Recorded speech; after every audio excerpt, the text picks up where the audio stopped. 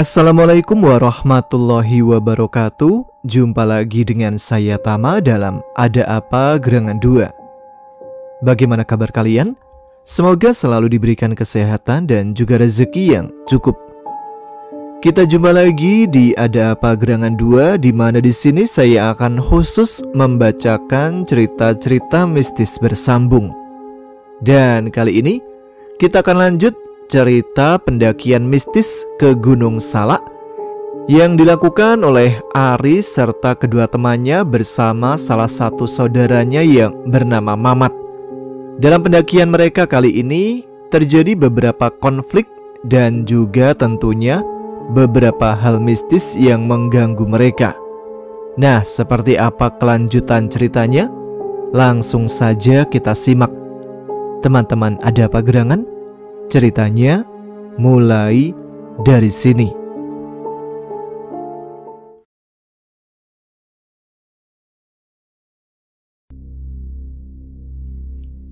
Tidak lama kemudian, asap hitam pun masuk dan mengepul mengisi setiap ruang kosong di dalam ruangan itu.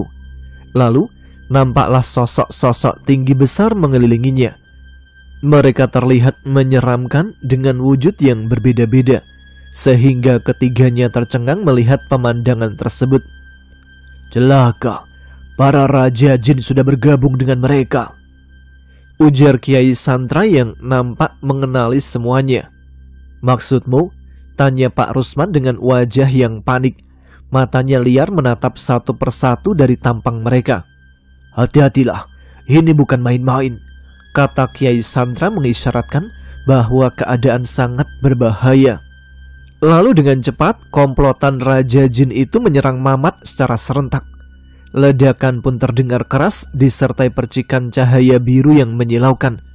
Beruntung Mamat terlindungi oleh kalung tersebut yang memancarkan cahaya biru, sehingga ketiganya pun tak bisa ditembus oleh serangan makhluk-makhluk terkutuk itu. Mamat duduk di tengah-tengah keduanya. Tangannya membentang memeluk Pak Rusman dan Kiai Santra yang masih terbaring karena terbelenggu oleh jin jahat itu. "Cepatlah lepaskan, Mat, selagi kita dilindungi kalungmu," kata Pak Rusman dengan suara pelan ketika menyadari bahwa mereka aman di bawah perlindungan kodam kalung yang dikenakan Mamat. "Iya, Pak," sahut Mamat dengan segera dan mulai melakukannya. Dia nampak membaca ajian untuk membebaskan mereka dari belenggu gaib. Teriakan kembali terdengar. Sosok-sosok Raja Jin terus mencobanya berkali-kali untuk merobohkan pagar gaib dari kalung tersebut. Namun sayang, usaha mereka sia-sia. Tetapi meskipun belum berhasil menghancurkan kekuatan kalung itu, serangan mereka mampu berkali-kali menggagalkan usaha Mamat untuk melepaskan belenggu gaib. "Kurang ajar," teriak jin penguasa gua. "Jangan senang dulu. Itu belum seberapa. Sebentar lagi kalian akan binasa," teriak jin penguasa gua, seolah dia memberitahukan bahwa kekuatannya belum sepenuhnya dikerahkan. Kemudian mereka terlihat mengeluarkan ilmunya masing-masing. Lalu terpancarlah sinar dari tangan-tangan mereka, dan tidak lama kemudian pancaran sinar itu pun menjadi satu kekuatan yang membentuk bola api sangat besar dan menyala-nyala. Mereka berteriak serentak, kemudian ledakan dahsyat pun terjadi, sehingga kepulan asap tebal menyelimuti mereka semua. Mamat berteriak, Pak Rusman dan Kiai Santra dengan serentak kaget dengan suara keras Mbak Halilintar menusuk pendengarannya. "Itulah akibatnya jika macam-macam denganku. Mati kalian sekarang," teriak jin itu terdengar sangat bangga di tengah-tengah kepulan asap itu, seolah dia mengira bahwa ketiga orang tersebut sudah hancur berkeping-keping. Perlahan-lahan asap itu mulai memudar, dan samar-samar mulai terlihat Mamat masih duduk di dekat keduanya dengan cahaya biru yang masih sama. "Apa? Berdebah, kuat sekali kekuatan kalung itu," kata jin penguasa gua tercengang melihat keadaan musuhnya yang tidak bergeser sedikit pun.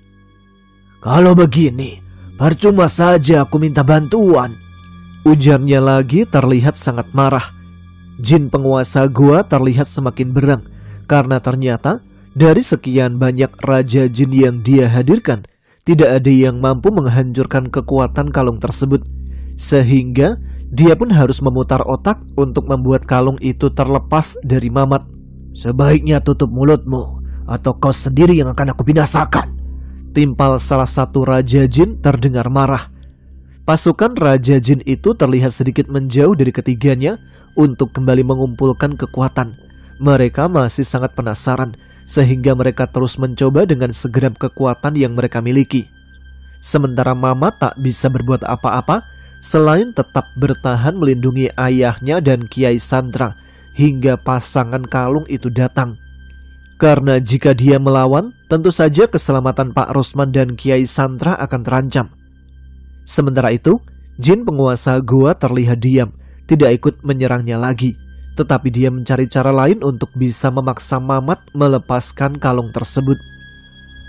Jauh di bawah lereng puncak Manik Satu Gunung Salak, di suatu lembah yang dalam dan dingin terhimpit oleh rimbunnya hutan di perbukitan, 4 manusia yang sangat menentukan keselamatan Mamat dan para sandera tengah berusaha membangkitkan kalung pusaka. Ambu dan Mbah Jajat kini tengah berada di mulut sebuah gua yang tersembunyi di balik air terjun. Keduanya nampak bergandengan tangan menatap lorong gua tersebut yang terlihat gelap dan sempit. Sementara sosok bayangan hitam yang baru saja masuk ke gua tersebut, dia sudah kembali bersemayam di dalam pusaka menanti kedatangan mereka. Ayo Bah, ajak Ambu menoleh ke arah suaminya. Baik, ayo Ambu, kita segera masuk, sahut Mbah Jaja terlihat bersemangat. Mereka berdua pun mulai masuk ke dalam gua tersebut. Ambu terlihat lebih dulu memasuki gua, kemudian disusul oleh Mbah Jajat di belakangnya. Karena lubang gua itu terlalu pendek dan sempit, sehingga mereka pun harus melakukan perjalanan dengan sedikit membungkuk. Keduanya nampak kesulitan berjalan dengan posisi tubuh seperti itu. Apalagi lorong gua yang mereka telusuri sangat gelap dan sempit. Ditambah lagi lantai gua yang mereka pijak terasa licin saat mereka menapakinya. Hati-hati Ambu, jalannya sangat licin, ujar Mbah Jajat yang berjalan di belakang Ambu. Iya Bah, tetaplah berpegangan pada atap dan dinding goa agar tidak tergelincir, sahut Ambu yang nampak sudah lebih hafal dengan medan di dalam gua tersebut. Mereka terus berjalan beriringan di tengah suasana yang dingin dan gelap. Langkah demi langkah mereka tata serapi mungkin, berusaha agar tidak tergelincir. Suara tetesan air yang terdengar jelas di dalam kesunyian seolah menemani mereka di sepanjang perjalanan. Aduh, erang Mbah Jajat tiba-tiba terdengar. Mbah Jajat nampaknya sedang merasakan sesuatu. Dia terlihat menghentikan langkahnya seraya memegangi pinggangnya. Sesaat kemudian, Mbah Jajat pun duduk di lantai gua yang basah. Kenapa Bah? Tanya Ambu menoleh ke belakang. Pinggang Abah keram Ambu, dari tadi sudah sangat kebas, jawab Mbah Jajat sambil meringis memegangi pinggangnya. Dasar aki-aki peot, masa kalah sama Ambu? Nih, Ambu mah masih kuat, goda Ambu sambil tersenyum seraya memperlihatkan otot lengannya. Ayolah Bah, sebentar lagi juga kita akan sampai, ujar Ambu lagi terkesan ingin segera sampai di tempat pusaka itu terkubur. Iya, sebentar atuh Ambu, pan Abah teh udah tua, jadi gak bisa kayak dulu jalannya. Istirahat dulu atulah sebentar, saut Mbah Jajat sambil meluruskan kedua kakinya selonjoran di lantai gua. Payah Abah mah, baru saja berjalan sebentar, kok sekarang jadi tidak bersemangat? Ayo Bah, sebentar lagi kok, kata Ambu menyemangati suaminya. Sebentarlah Ambu, sebentar saja istirahatnya, saut Mbah Jajat lagi yang tetap menginginkan untuk beristirahat sejenak. Abah sendiri kan yang sering bilang sama Ambu dan anak-anak kalau kita itu harus semangat. Ayo, apa Abah lupa? Kata Ambu terlihat menirukan Mbah Jajat seketika mengingatkan Ambu dan anak-anak mereka. Mbah Jajat malah tertawa terbahak-bahak melihat tingkah Ambu yang menirukan dirinya. Ambu pun ikut tertawa, dan seketika lorong goa yang sunyi itu kembali riuh. Mereka kembali melangkahkan kakinya untuk melanjutkan perjalanan. Mbah Jajat lebih bersemangat setelah beristirahat beberapa saat. Seiring berjalannya waktu, keduanya kini sudah terlihat berdiri di depan sebuah ruangan yang lebih luas di dalam gua tersebut. Ruangan itu nampak lebih kering dan terasa hangat. Alhamdulillah, kata Ambu lega. Apa kita sudah sampai, Bu? Tanya Mbah Jajat yang baru saja sampai.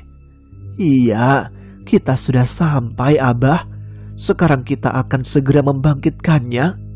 Baguslah, Abah sudah pegal sekali, Ambu, kata Mbah Jajat yang merasa punggungnya sudah kebas karena kedinginan.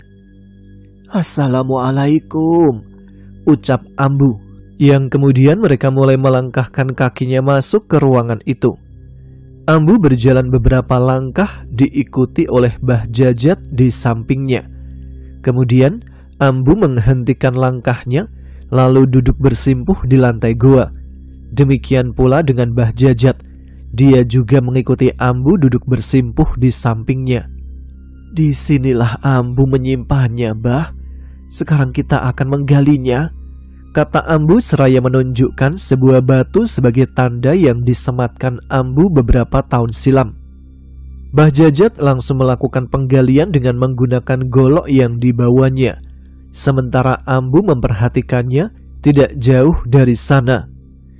Tidak lama berselang, ujung golok Mbah Jajat terdengar menyentuh sesuatu yang terdengar seperti benda keras. Sepertinya itu petinya, Mbah.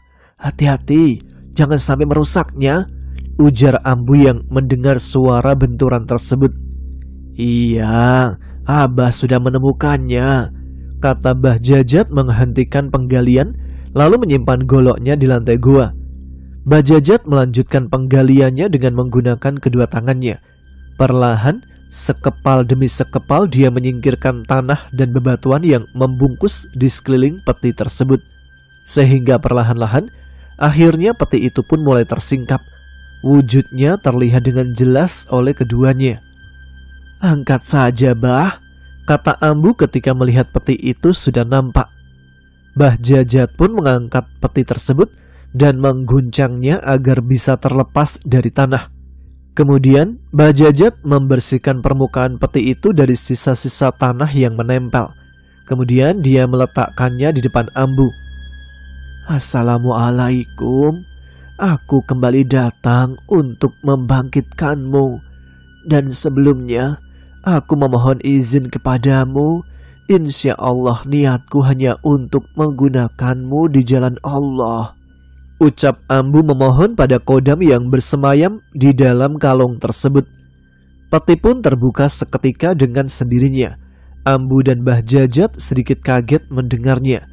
Kemudian seketika itu pula cahaya merah langsung terpancar dari kalung pusaka itu memenuhi ruangan tersebut. Bah, panggil Ambu seraya menatap kalung yang menyala-nyala itu. Iya, Ambu, sahut Mbah Jajat menoleh ke arah istrinya. Perjalanan kita kali ini sangat beresiko. Ambu sudah memperkirakan bahwa ini perjuangan hidup dan mati, kata Ambu. Iya, Abah juga tahu itu, Ambu. Kita harus berserah diri kepada Allah. Tentu saja, Bah. Baiklah, Abah. Jika sekarang waktunya Ambu meninggalkan Abah dan anak-anak untuk selamanya, Ambu mohon sama Abah, ikhlaskanlah karena Allah. Jagalah anak-anak selalu. Ingatkan mereka seperti Abah biasanya mengingatkan Ambu. Dan maafkan jika selama menemani Abah hidup, Ambu pernah membuat Abah sedih, kecewa, dan bahkan menangis. Ambu terlihat sedih, seolah mengisyaratkan bahwa Ambu akan berpisah selamanya dengan Mbah Jajat. Jangan bicara seperti itu, Ambu. Abah bersumpah akan selalu berusaha menjaga Ambu. Jikapun hari ini memang sudah ditakdirkan Allah menjadi hari kematian, semoga Allah mencabut nyawa kita bersama, sahut Mbah Jajat yang terlihat tidak dapat menyembunyikan kesedihan. Ambu pun menoleh ke arah suaminya dengan raut wajah sedih dan kelopak mata tergenang air mata. Demikian pula dengan Mbah Jajat, matanya berkaca-kaca menatap wajah istrinya. Ambu pun memeluk suaminya. Demikian pula dengan Mbah Jajat. Mereka pun terhanyut di dalam rasa haru yang amat dalam. Keduanya menyadari bahwa hari ini adalah perjuangan mereka antara hidup dan mati, sehingga segala rasa mereka curahkan semuanya dengan deras, bagaikan hujan yang ditumpahkan dari langit. Sementara itu, waktu terus berjalan dan hari pun sudah nampak mulai gelap. Cahaya matahari yang terbias di balik awan hitam perlahan memudar berubah menjadi kegelapan yang nyata. Tiba-tiba, rintik air hujan yang lembut nampak mulai turun dari langit, mengguyur semua sudut lereng Gunung Salak yang menjulang tinggi. Jiwa-jiwa yang resah menanti dan berharap sebuah keajaiban untuk menolong mereka di tengah-tengah ketidakberdayaan. Terdengar suara tangis mendesis dari Desi dan Imam. Mereka hanya bisa menangis sepanjang waktu meratapi nasib. Ketika rasa takut mereka mencapai puncaknya, seolah takdir yang tragis sudah menjadi milik mereka, mereka terombang-ambing di lautan kegelapan yang dingin. Tidak ada yang mampu memberi mereka peluang untuk menatap dunia lagi dengan kedua matanya. Keduanya mencoba untuk bertahan hidup sesuka hati, namun tak ada yang bisa mengubah takdir. Kematian seolah sudah terpapar di hadapan mereka. Kini Imam dan Desi hanyalah mayat hidup yang mengejar nafas terakhir. Sementara itu, iblis-iblis yang masih mengelilingi Mamat terlihat semakin gencar melancarkan serangannya. Berkali-kali Mamat hampir goyah, namun dia tetap berusaha untuk tidak bergeser sejengkal pun dari posisinya. Komplotan Raja Jin itu seolah memaksa Mamat untuk menyingkir dari kedua orang di dekatnya. Namun usaha mereka masih belum menampakkan hasil yang membuat mereka puas. Tapi, setelah mereka terus-menerus secara membabi buta melancarkan serangan pada Mamat, akhirnya mereka pun bisa tersenyum lebar. Karena posisi Mamat perlahan-lahan bergeser seiring hantaman ilmu gaib yang tidak henti-hentinya menerjang pelindung dari kalung sakti itu. "Hati-hati, Mat," kata Pak Rusman memperingatkan. Dia khawatir karena melihat Mamat mulai goyah. Para raja iblis itu terlihat semakin bersemangat, sehingga suara ledakan dan percikan tak henti-hentinya terjadi setiap waktu. Mereka terus berusaha memisahkan Mamat dari bapaknya dan Kiai Santra, agar mereka bisa menyandranya sebagai penukar kepada kalung tersebut.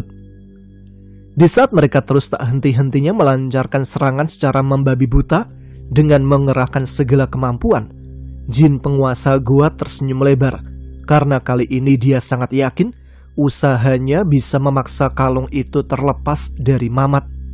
"Baiklah anak muda, mungkin inilah yang kau inginkan," ujar jin penguasa gua sambil tertawa. Dia berteriak dengan keras seraya mengangkat kedua tangannya dengan wajah menengadah ke langit-langit gua. Seketika, suasana di ruangan tersebut pun berubah. Sekat-sekat pagar gaib pun terbuka dengan sekejap, dan tiba-tiba nampaklah sosok-sosok tak berdaya terlihat jelas di mata kepala semuanya. Mamat, Pak Rusman, dan Kiai Santra terbelalak menyaksikan para sandera yang disekap, yang ternyata tidak jauh darinya itu. Pak Dadi dan Pak Abbas, keduanya terikat persis berada di sebelah kanan mereka. Sementara Imam dan Desi tergeletak bagaikan bangkai tikus terlihat di sebelah kirinya. "Astagfirullah, benar-benar biadab," ujar Pak Rusman pelan. Dia dibuat emosi dengan apa yang nampak di penglihatannya. "Dasar iblis, itulah kelakuan mereka. Dan ini belum seberapa. Iblis-iblis itu bahkan bisa berbuat lebih kejam lagi. Hati-hatilah dengan tipu daya mereka," ujar Kiai Santra mengingatkan Mamat. Pak Dadi dan Pak Abbas terlihat bangun seketika. Keduanya memalingkan wajah ke arah suara tersebut. Setelah beberapa saat, mereka pun sudah bisa mengenali mereka. "Imam!" teriak Pak Dadi dengan suara yang tidak pernah keluar. "Desi!" Demikian pula dengan Pak Abbas yang tidak dapat melontarkan kata-katanya. Keduanya menampakkan wajah yang sendu, sedih, panik, cemas, dan takut. Sementara itu Imam dan Desi yang tergeletak perlahan bergerak karena mendengar teriakan yang memanggil keduanya. Mereka menggeliat berusaha menggerakkan kepalanya untuk menoleh. Sesaat kemudian, dalam keadaan terbaring lemah, mereka menatap ke arah Mamat dengan wajah yang pucat pasi. Keduanya terlihat menangis dengan air mata yang sudah mengering. Mulut mereka nampak menganga seolah sedang menyampaikan sesuatu pada Mamat, tetapi tidak sedikit pun suara yang terdengar keluar dari mulut keduanya. Menyaksikan kedua temannya yang terlihat begitu menyedihkan, seketika mendidih darah Mamat dengan tatapan mata yang membiru. "Kurang ajar, dasar iblis laknat," kata Mamat terlihat merapatkan giginya. Mamat tidak dapat menyembunyikan kemarahannya. Wajahnya memerah dengan sorot mata yang menakutkan. Mamat menatap komplotan Raja Jin yang sedang mengelilinginya.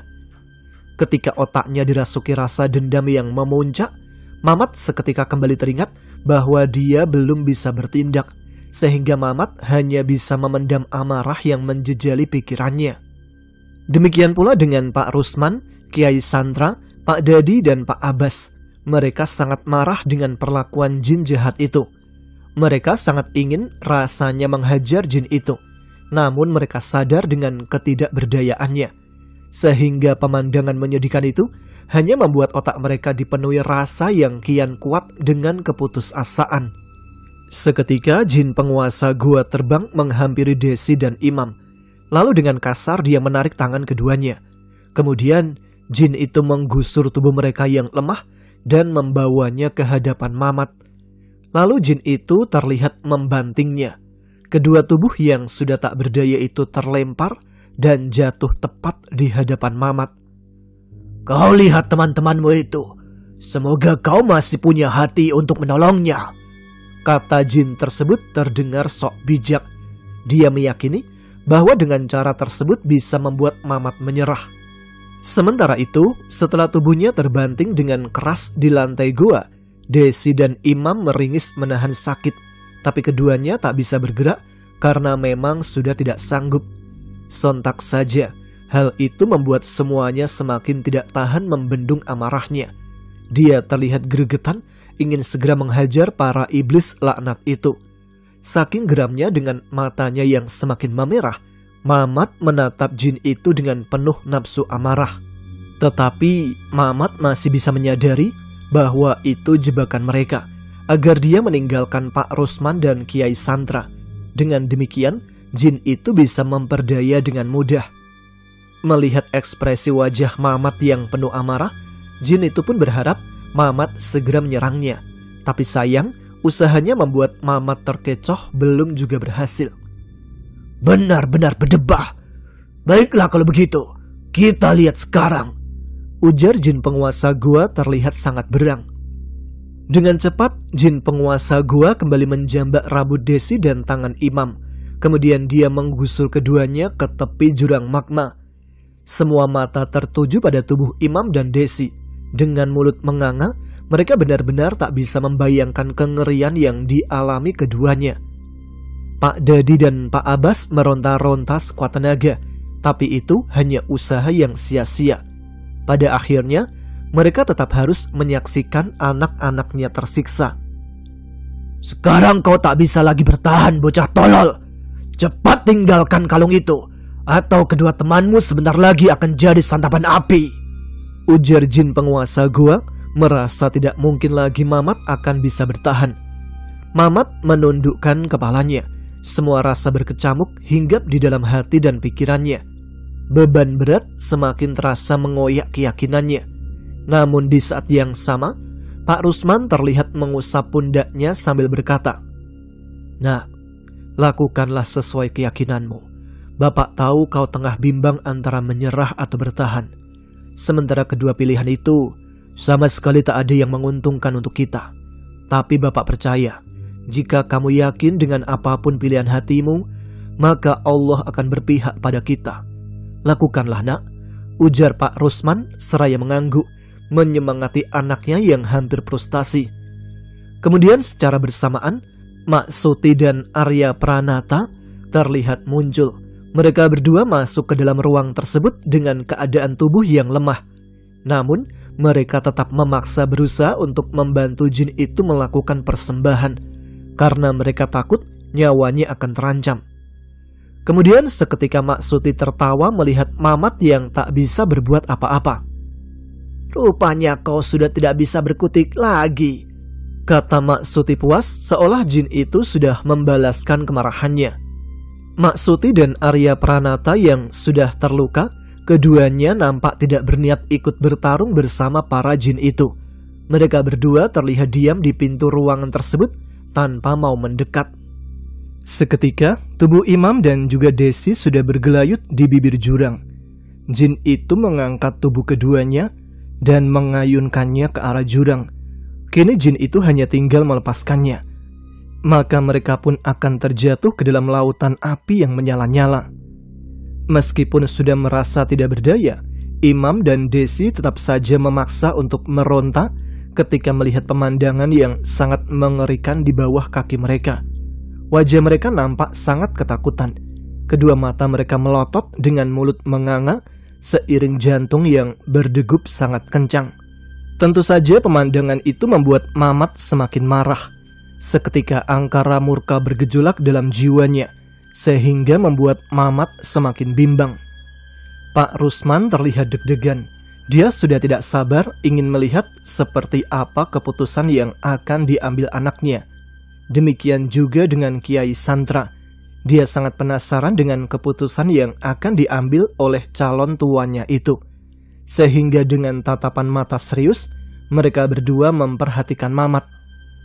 Bismillahirrahmanirrahim. Baiklah, kalau itu maumu, kata Mamat yang tiba-tiba berdiri di antara Pak Rusman dan Kiai Santra. Sosok jin itu pun hanya tertawa melihat Mamat. Mamat mulai memegang kalung yang dikenakannya. Kemudian dia mengangkat kalung itu tepat di depan kedua matanya. Dia menatapnya dengan rasa hati yang sangat berat. Melepaskannya berarti akan banyak nyawa yang terancam, termasuk dia dan bapaknya. Tetapi dia rasa tidak bijak rasanya jika Mamat memikirkan sesuatu yang belum tentu terjadi. Sementara Imam dan Desi saat ini tengah berada di penghujung nyawanya. Ayo cepat lepaskan, bentak jin penguasa gua nampak sudah tidak sabar. Melihat musuhnya yang tengah dilanda kebimbangan yang kian hebat, para komplotan jin itu semakin bersemangat, karena sebentar lagi Mamat akan segera menyerah. Tiba-tiba, suara tawa terdengar riuh menggema ke segala penjuru. Komplotan iblis itu terlihat puas melihat detik-detik terakhir kalung itu terlepas dari leher Mamat. Dan dengan segala pertimbangan yang sudah dia pikirkan dengan matang, Mamat pun terlihat sudah merelakannya. Dengan penuh rasa pasrah kepada Allah, Mamat pun melepaskannya. Lalu dia melemparkan kalung itu tidak jauh dari kakinya. Lalu jin itu terlihat bergerak berniat mengambilnya.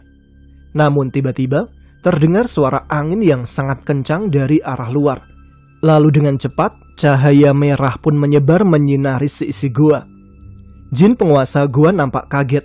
Dia memalingkan pandangannya dengan cepat karena jin itu sudah mengetahui jika cahaya merah tersebut adalah pusaka yang sangat dikhawatirkannya. Kurang ajar, rupanya dia sudah datang, ujar jin penguasa gua terlihat geram karena anak buahnya tak bisa menghentikan Bah Jajat dan Ambu.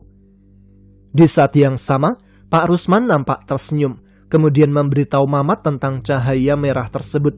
Kini Pak Rusman dan Kiai Santra sepakat mereka akan berjuang habis-habisan untuk menyatukan kedua kalung tersebut.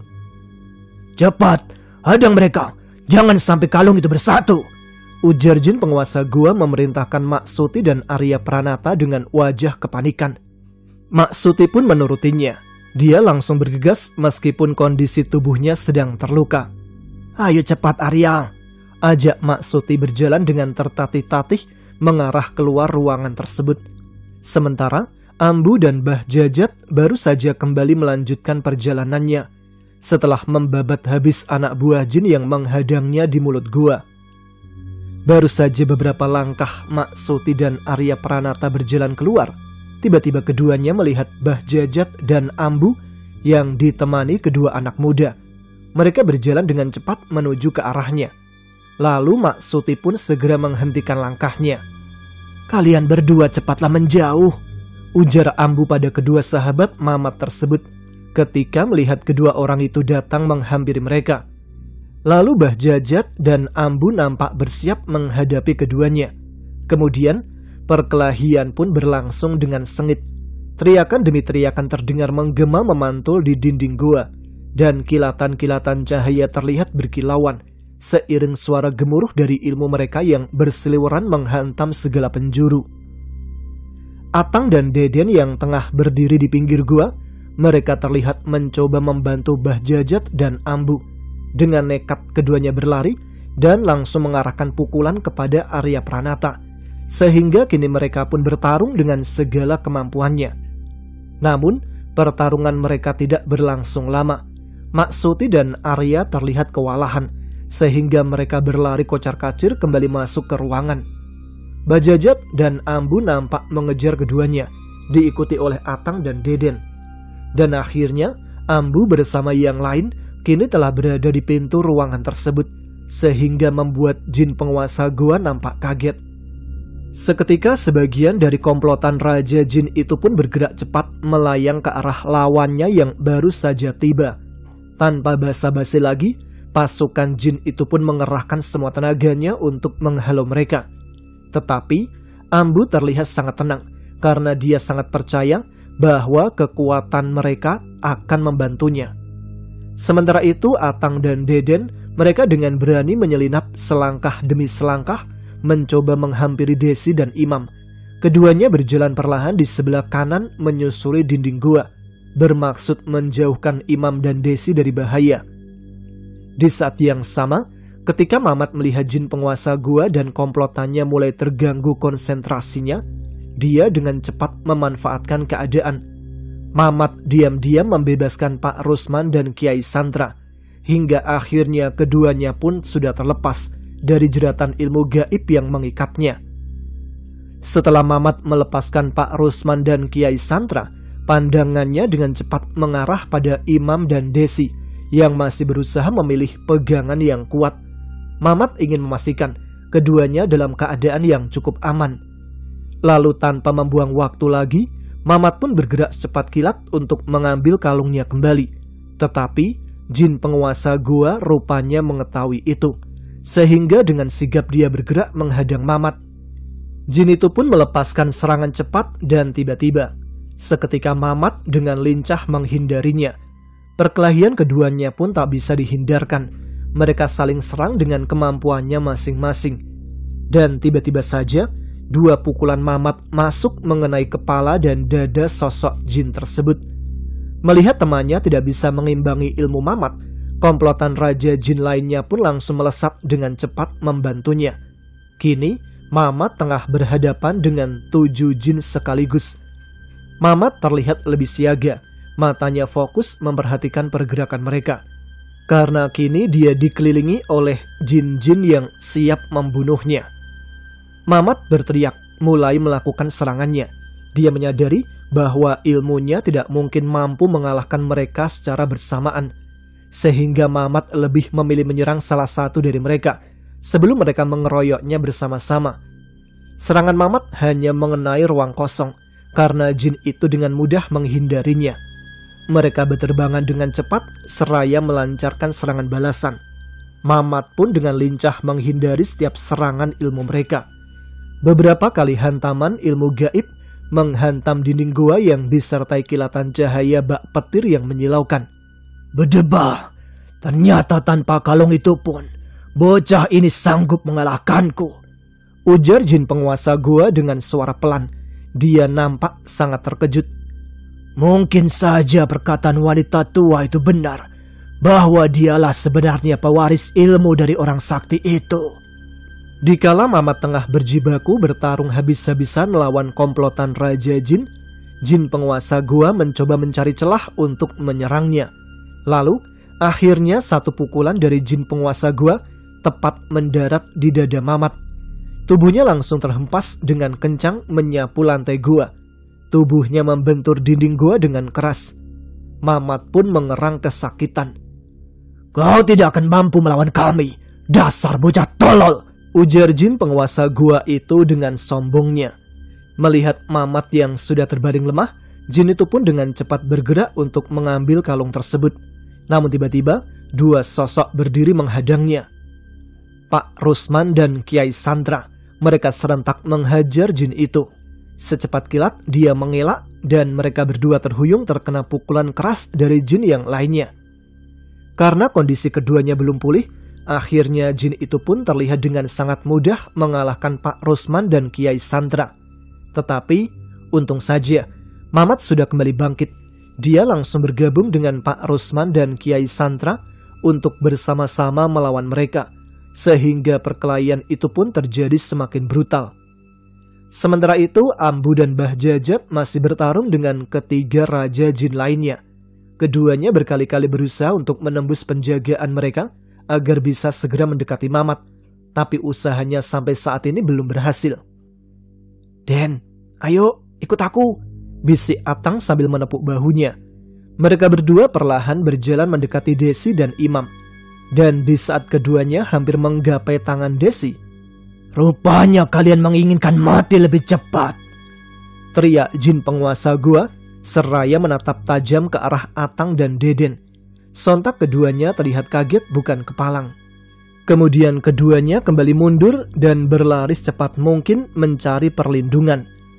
Jin penguasa gua terlihat melepaskan dua pukulan dengan ilmunya. Ledakan keras disertai percikan pun terlihat di dinding gua, nyaris saja mengenai tubuh keduanya. Mamat yang melihat kedua temannya itu berada dalam ancaman, dia dengan cepat melepaskan serangan di saat jin penguasa gua itu tengah lengah. Pukulannya pun telak mengenai jin itu tepat di punggungnya. Jin itu mengerang seiring tubuhnya yang terpental lumayan jauh. Dengan cepat, Mamat menghampiri kedua temannya yang terlihat sangat ketakutan.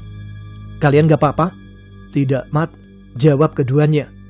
Kalian, tolong ambilkan kalung itu. Aku akan membawa mereka menjauh perlahan, kata Mamat yang langsung direspon oleh keduanya. Lalu pergi dengan cepat karena khawatir terhadap bapaknya dan Kiai Santra yang kewalahan. Ayo Den, ajak Atang menarik tangan sahabatnya.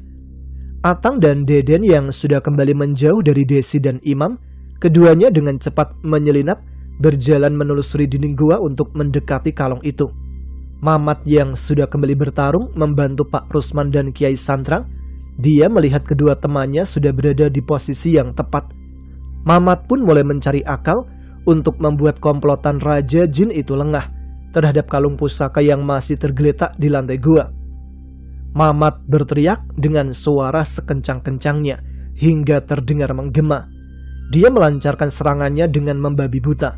Pukulannya dengan cepat mengarah kepada komplotan lawannya, sehingga Raja-Raja Jin itu pun serentak fokus menghindari serangan-serangan tersebut, dan beberapa ledakan pun terlihat di mana-mana. Lalu di saat yang tepat, Deden terlihat berlari dengan secepat yang ia bisa untuk membantu Mamat mengambil kalung tersebut.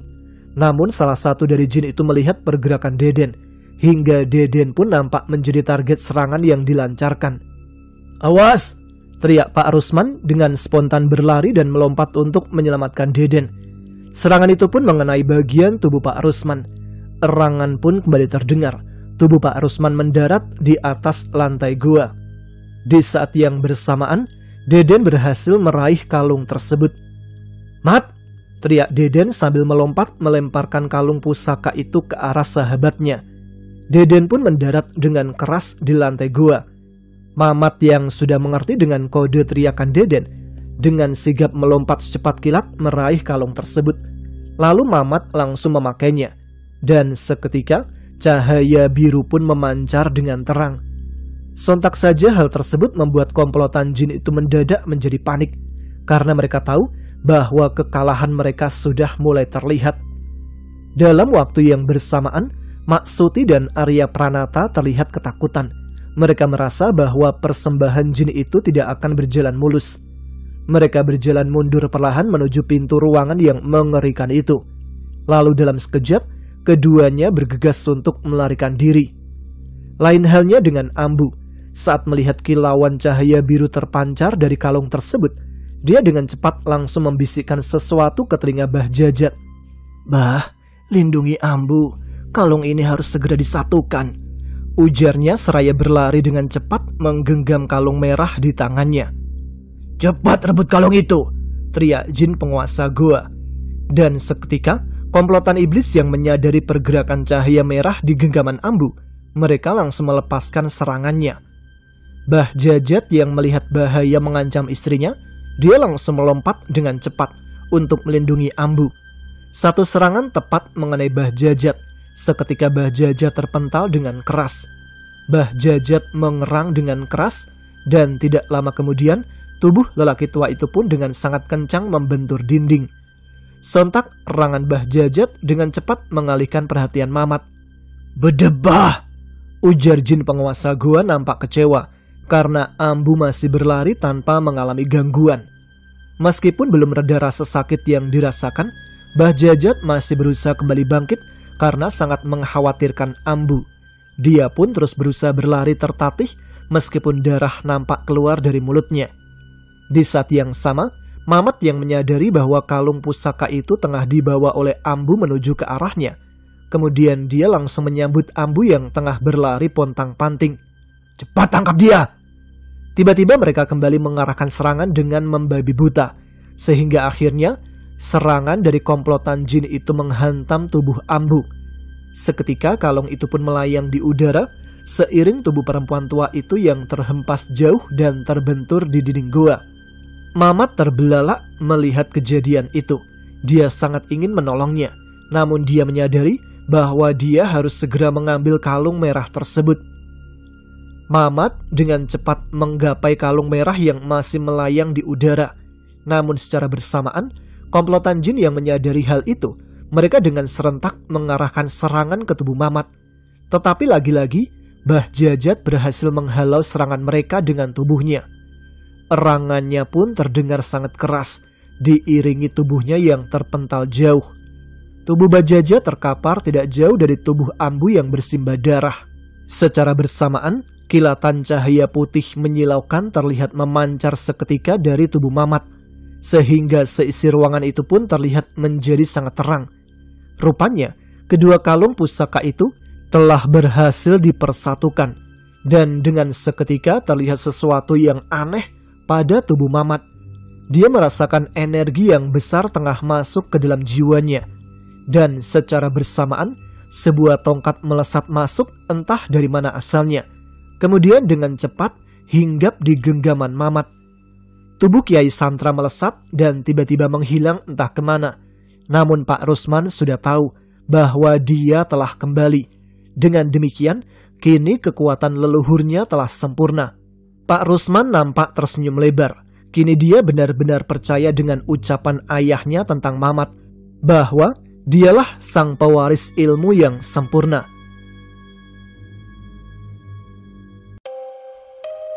Baiklah, sampai di sini dulu episode kali ini. Kita akan lanjutkan cerita pendakian Ari serta teman-temannya di Gunung Salak pada episode selanjutnya ya.